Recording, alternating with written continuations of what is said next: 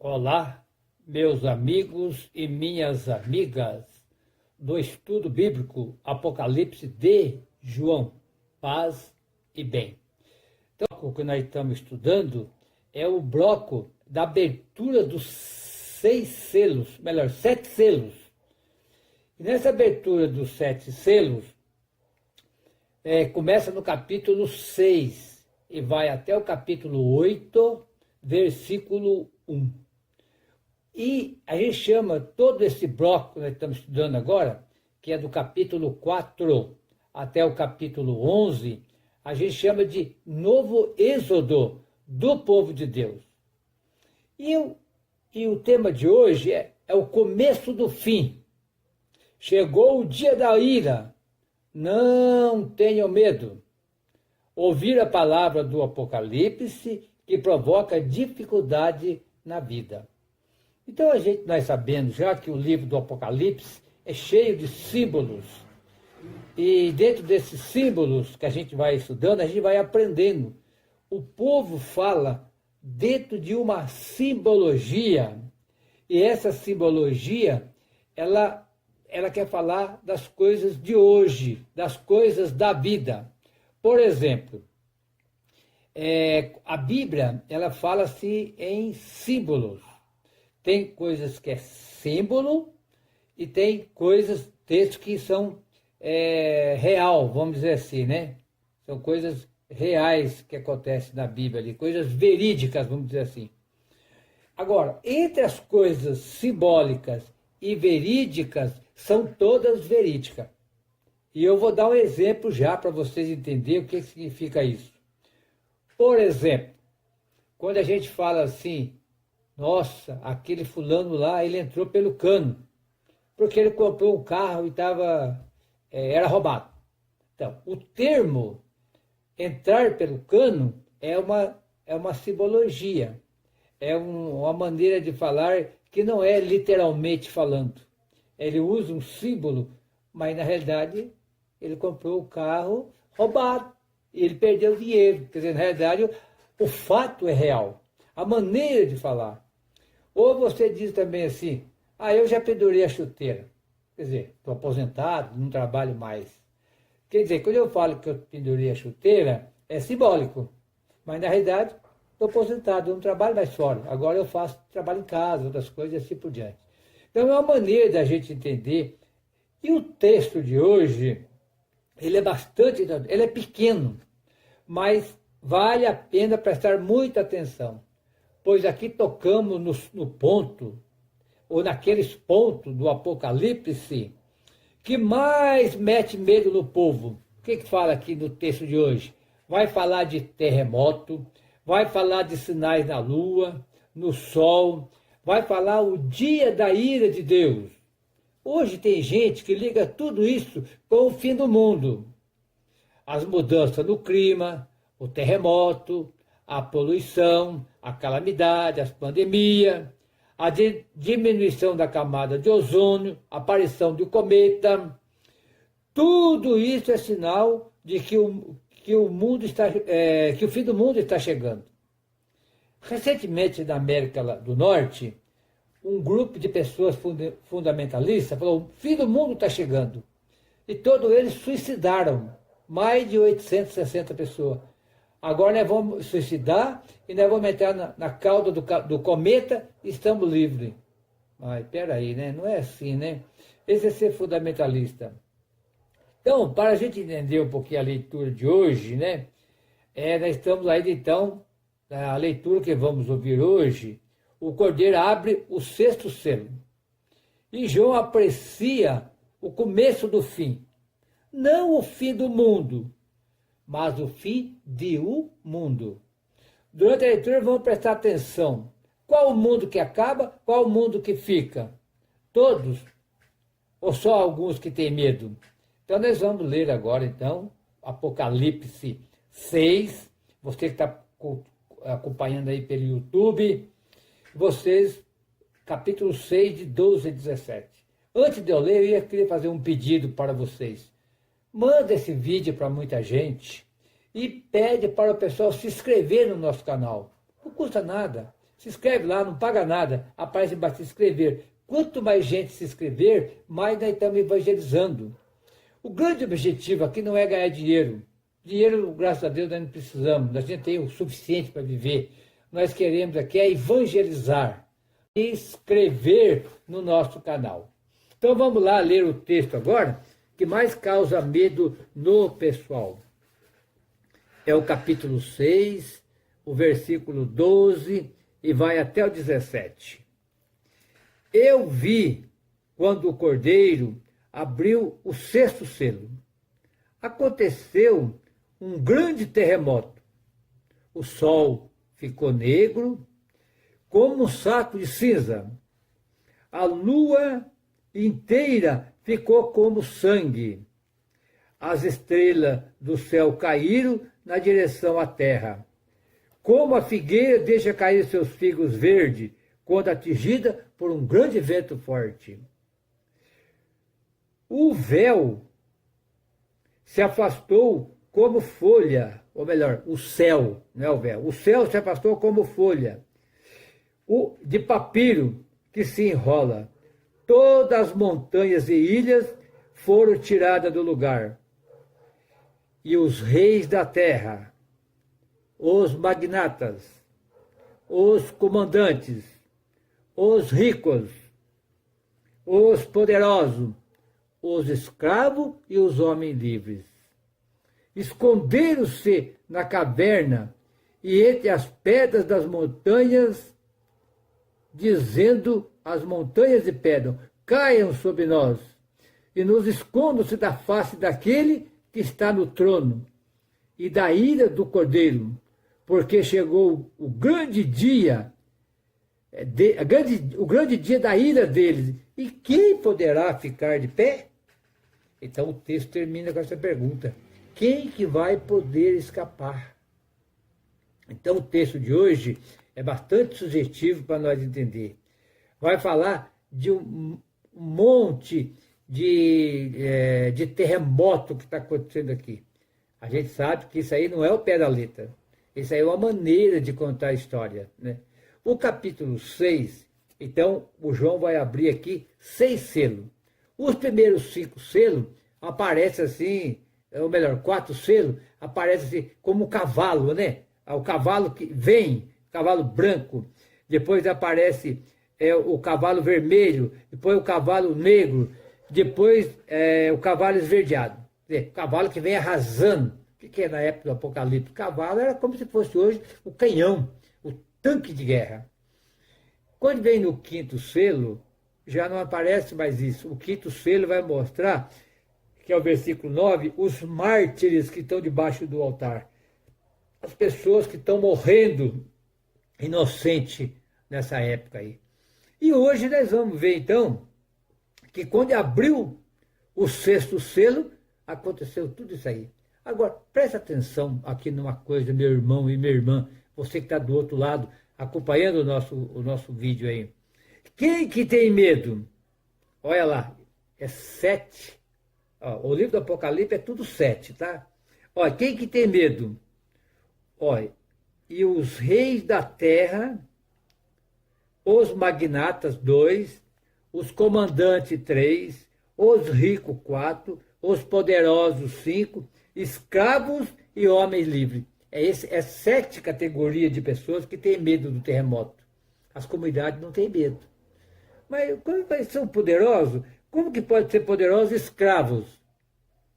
Tudo bem, aquele tempo, na época do Apocalipse, lá 100 anos depois do nascimento de Jesus, tinha muitos escravos que trabalhavam para o imperador romano. Então ele pegava um cargo muito alto e ganhava muito dinheiro, era uma pessoa bem de vida. Esse pessoal não quer saber do bem da comunidade. Mesma coisa de hoje. Tem pessoa lá em Brasília que é senador, é deputado, ganha seus 30, 40 mil por mês. E fora os agregados em volta, dá 100 mil o salário dele. Quanto você ganha por mês? Então quer dizer, esses são os escravos daquela época e os escravos de hoje, os escravos do dinheiro. E o reino de Deus não é assim. O reino de Jesus, o reino da comunidade, é o extremo do reino do mundo. Quando ele fala aqui o fim de um mundo, não o fim do mundo. Esse fim de um mundo, mundo aqui não significa a terra toda. Mundo aqui significa assim, igual você falar, é o mundo da corrupção, o mundo da violência, o mundo do dinheiro, o mundo dos políticos. Então, e do outro lado é o mundo dos pobres, o mundo dos sofredores. E no mundo de Jesus é o contrário. O que Jesus ensinou? Quem tem 2 túnicas, dá uma para quem não tem. Jesus é partilhar. O mundo é acumular. Jesus é curar. O mundo é matar. Jesus é curar os doentes. O mundo é fabricar doentes. Então, é o extremo, né? O mundo de Jesus é o mundo dos pobres, dos sofredores, que ele cuida a vida toda. E o mundo dos ricos aqui é massacrar-se os pobres. Então, todo esse terremoto que aparece aqui, pessoal, minha comunidade que estão me acompanhando aqui, então significa que quando os pobres começam a se organizar, os pobres começam então a pôr medo nos grandes. E aqui ele termina assim, tudo aqui é pego do Antigo Testamento, olha lá. O livro do Apocalipse, ele pega toda a história da salvação. É como se fosse assim, lá no Antigo Testamento, começa lá no Gênesis, e o livro do Apocalipse é o último livro da Bíblia. É como se fosse um funil. Aqui João olha para trás em toda a história da salvação e começa a dar uma explicação para a comunidade que estão sofrendo a perseguição dos imperadores, a perseguição do mundo que mata, o mundo da violência. É igual hoje. Hoje também, de acordo com o mundo de hoje, aquela vez também era assim. Agora, aqui, só uma pergunta. Quem que ficou com medo do terremoto? Vou ler de novo, hein, lá. Vou ler de novo, lá. O versículo 15. Quem ficou com medo, lá? Os reis da terra, os magnatas, os comandantes, os ricos, poderosos, os escravos e os homens livres, lá. Esconderam-se na caverna, entre as pedras da montanha, dizendo, montanha e pedra, caiam sobre nós, escondam-se da face daquele que está no trono e do dia da ira. E ele termina assim, porque chegou o grande dia da ira deles. Quem pode ficar de pé? Aqui ele pega o trecho de Oséias, você pode notar aí, o profeta Oséias, capítulo 10, versículo 8, e pega Joel, capítulo 2, versículo 11, e capítulo 3, versículo 4, está falando de Joel. Então quem que tem medo aqui? Quem tem medo aqui não é o povo pobre, porque esse povo já está lascado mesmo. Quem tem medo aqui é o rico, que estão perdendo perdendo o seu poder. Então a gente já viu aqui, então, pessoal, que a perseguição que estava sofrendo, deste modo, ajuda as comunidades a entender que o momento doloroso da perseguição estava integrado dentro da previsão do plano de Deus, mas que eles vão se libertar. Então, quando abre-se o 6º selo, dessa vez não há grito de anjo, porque os outros falam, o anjo vem lá, vem o anjo lá, já veio um cavaleiro, já veio outro cavaleiro. Aqui não tem grito, aqui não tem cavalo colorido, o panorama aqui é outro, o panorama mudou. O que acontece é a desintegração total do mundo cá de baixo. O sol perde o brilho, a lua fica no escuro, as estrelas caem do céu, as montanhas se enrolam, são removidas, nada fica no seu lugar. Todas essas imagens simbolizam a desestabilização e a destruição deste mundo injusto, criado e mantido pelos poderosos.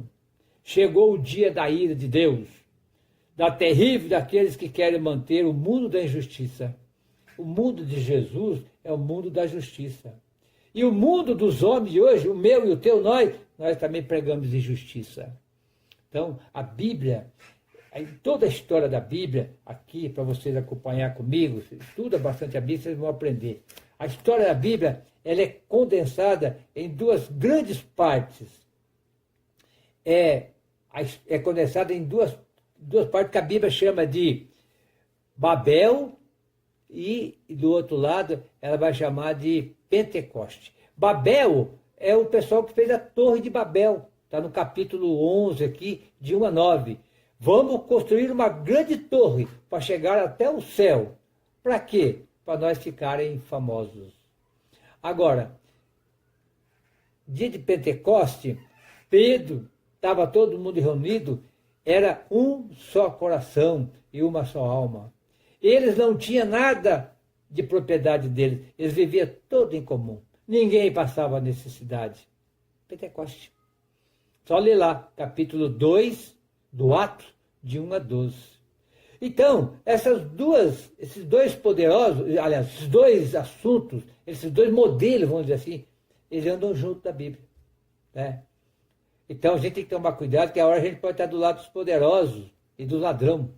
E o outro lado é pode estar do lado de Deus. Aí, é bastante interessante aqui, que eles refletem aqui essa questão, de cair a estrela do céu, o sol ficar escuro, a lua ficar cor de cinza, está mostrando que aquele mundo criado pelos poderosos está quebrando. Agora, com a chegada de Jesus, nós vamos ter um novo mundo, que é o mundo que todos têm direito, o mundo da igualdade. Né? E aqui vai apresentar, então, a vitória do Cordeiro, a inversão total, e o medo aqui é dos poderosos. Os que no quinto selo dominavam e perseguiam as comunidades, fogem agora apavorados. Eles são enumerados, que eu já coloquei aqui para vocês, né? Os reis, os magnatas, os militares, os ricos poderosos, os escravos, o homem livre, tudo isso aqui é o que eles está acontecendo com eles lá. Agora, é muito bom a gente aprender aqui, que na descrição do sexto selo, que ele tem uma característica bem própria do livro do Apocalipse, né?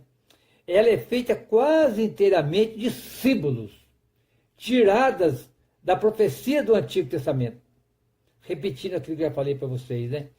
O Isaías 34:4, Oséias 10:8, Joel 2:11 e 3:4.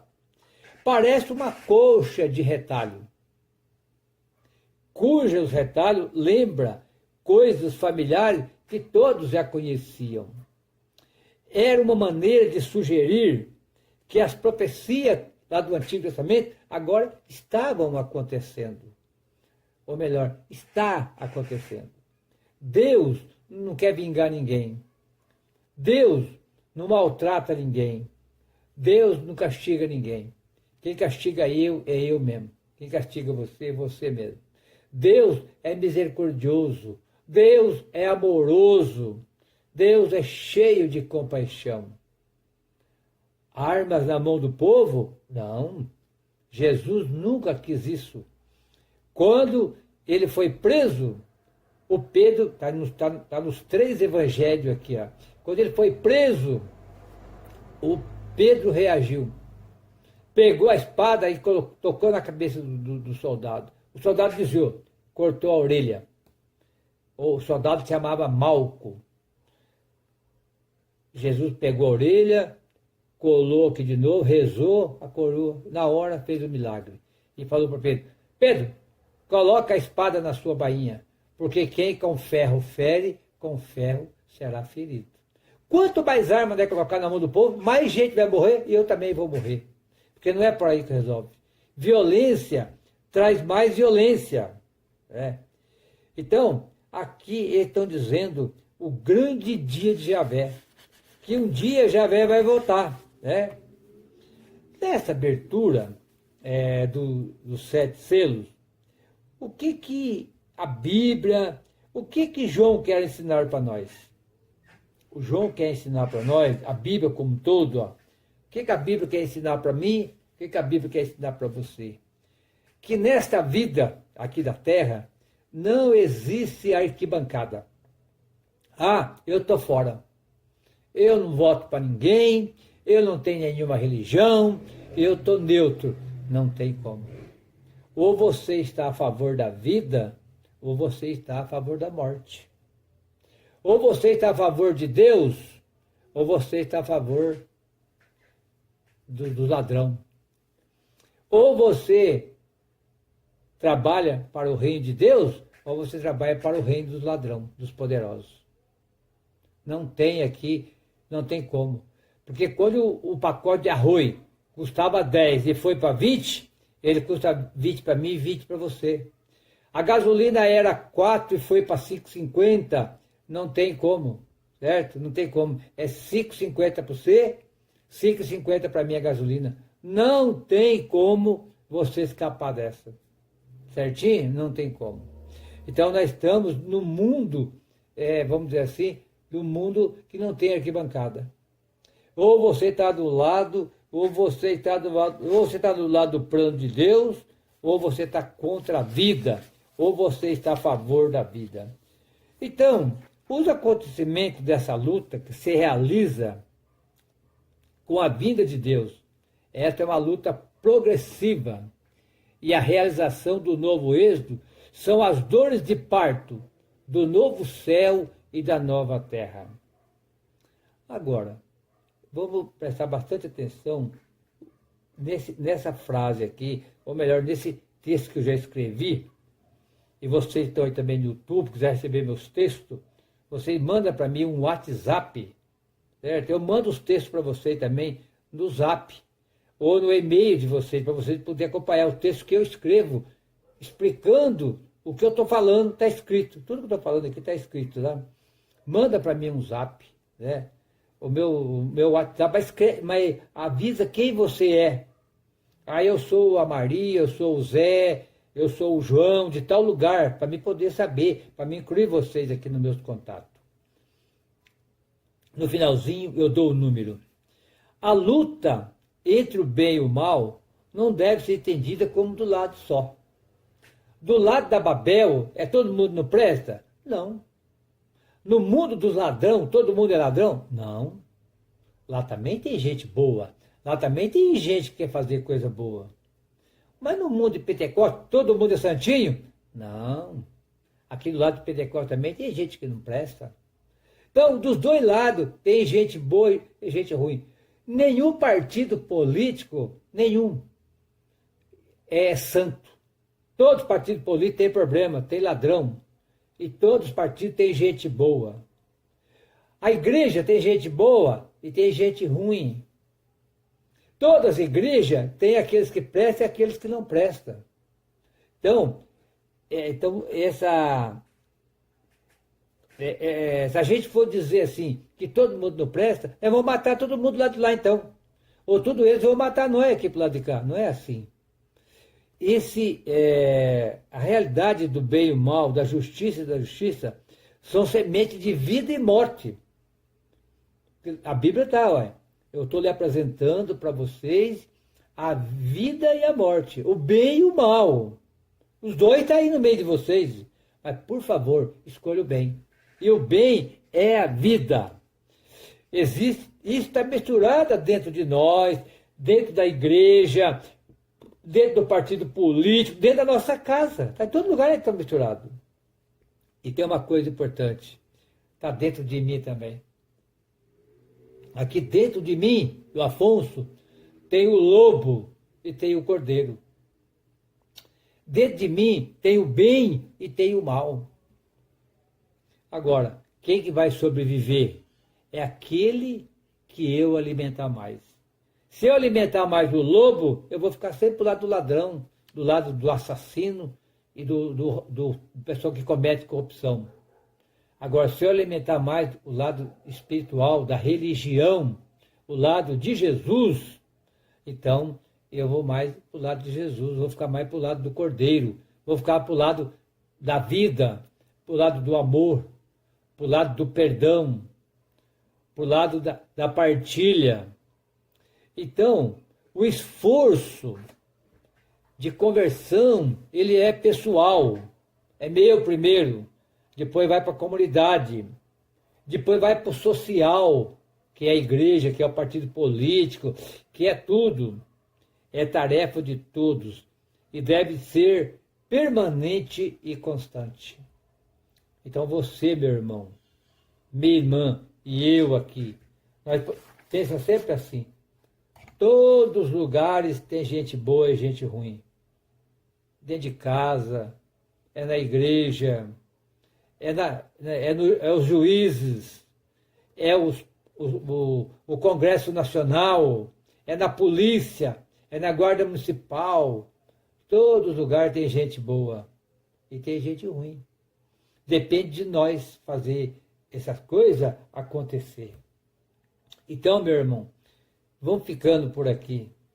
Porque a Bíblia toda é um apocalipse. E a palavra apocalipse significa revelação. Revelação do quê? Do projeto de Deus. Então você está aí do outro lado, se inscreva. Quer pegar o nosso texto? Não vai pagar nada. Nós manda no WhatsApp seu, ou no seu e-mail, se achar melhor, para você poder imprimir. Olha como é que é as folhas aqui, até vou mandar uma folha para vocês verem. Tudo que eu estou falando para vocês está escrito. Olha. Tudo que eu estou falando está escrito para vocês entenderem. A gente escreve, que é para poder não esquecer, para falar as coisas direito.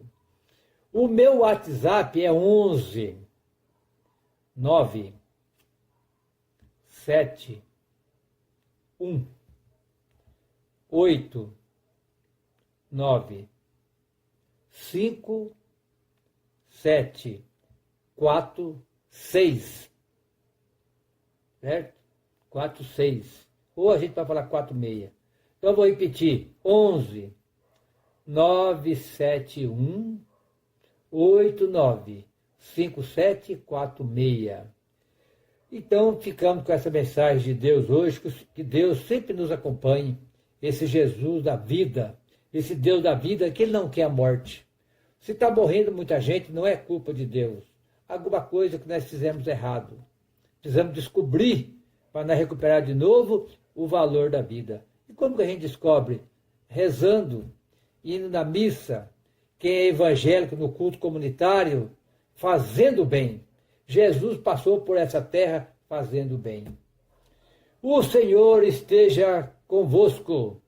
Ele está no meio de nós. E que o Senhor nos abençoe.